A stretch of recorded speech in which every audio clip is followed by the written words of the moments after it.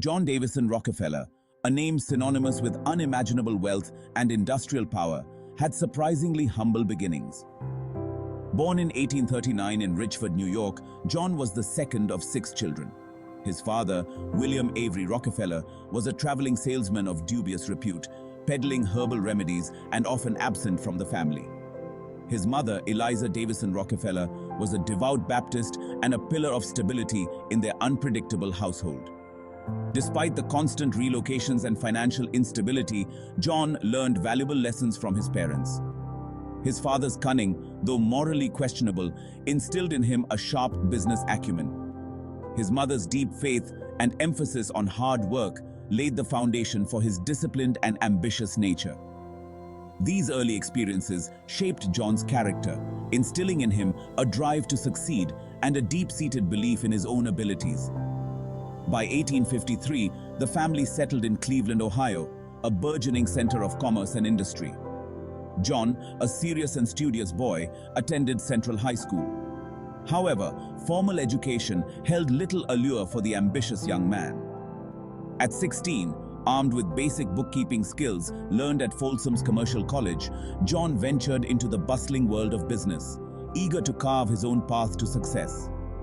Little did he know, this was the beginning of an extraordinary journey that would redefine American industry and leave an indelible mark on history. John D Rockefeller's first foray into the workforce was as an assistant bookkeeper for Hewitt and Tuttle, a produce commission firm in Cleveland.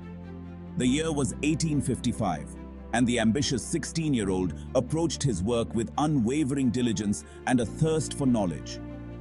He immersed himself in the intricacies of accounting, trade, and negotiation, absorbing every detail like a sponge. His dedication did not go unnoticed. His employers recognized his sharp mind and unwavering work ethic. However, Rockefeller yearned for more than a salaried position. In 1859, at the age of 20, he took the plunge and started his own business with a partner, Morris B. Clark. Clark and Rockefeller, a commission merchant firm dealing in hay, grain, meats, and other goods, became Rockefeller's first taste of entrepreneurial success. The venture thrived, fueled by his shrewd business acumen and relentless pursuit of efficiency.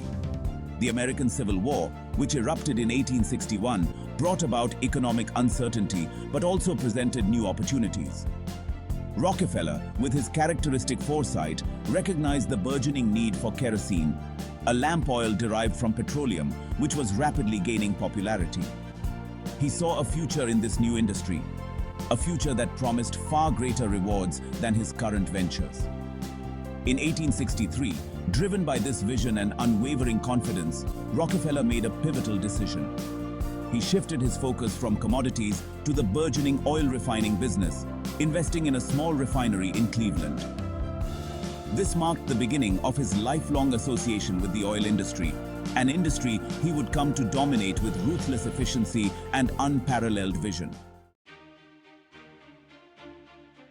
The oil boom in the mid-19th century was a time of immense opportunity and rampant speculation. Dozens of small refineries sprung up, vying for control of the lucrative kerosene market. John D Rockefeller, with his characteristic methodical approach, observed the chaotic industry with a keen eye. He quickly recognized the inherent inefficiencies and cutthroat competition that plagued the sector. Instead of engaging in the prevailing short-sighted scramble for profits, Rockefeller envisioned a different future for the oil industry, one marked by order, efficiency, and consolidation. He believed that by bringing together the fragmented refining operations under a single, well-managed entity, he could eliminate waste, reduce costs, and ensure a steady supply of high-quality kerosene. In 1870, Rockefeller put his vision into action.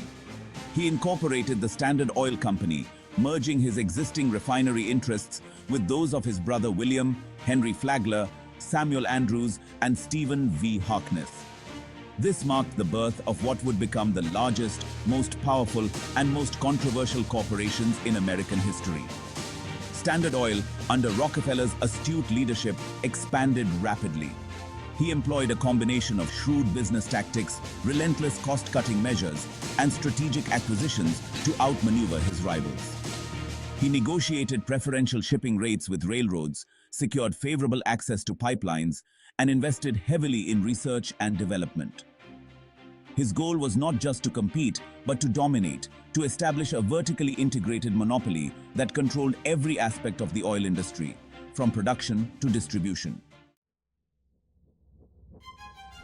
Section 4. A master strategist. Rockefeller's rise to dominance. John D Rockefeller's genius lay not only in identifying a lucrative opportunity, but also in his unparalleled ability to capitalize on it. He possessed a rare combination of business acumen, strategic thinking, and an unwavering determination to succeed, traits that propelled Standard Oil to unprecedented heights. Rockefeller was a master of efficiency, constantly seeking ways to streamline operations, reduce costs, and maximize profits. He understood that controlling the refining process was key to controlling the entire oil industry. One of his most effective strategies was horizontal integration, acquiring or driving out competing refineries to consolidate his control over the market. Rockefeller was ruthless in his pursuit of dominance, often employing aggressive tactics to pressure competitors into selling out or facing financial ruin. He used his company's growing market share to negotiate preferential rates from railroads and pipelines, giving him a significant cost advantage over his rivals. He also pioneered the use of vertical integration, expanding Standard Oil's operations to encompass every stage of the oil supply chain. From drilling and transportation to refining, storage, and distribution, Rockefeller sought to control it all.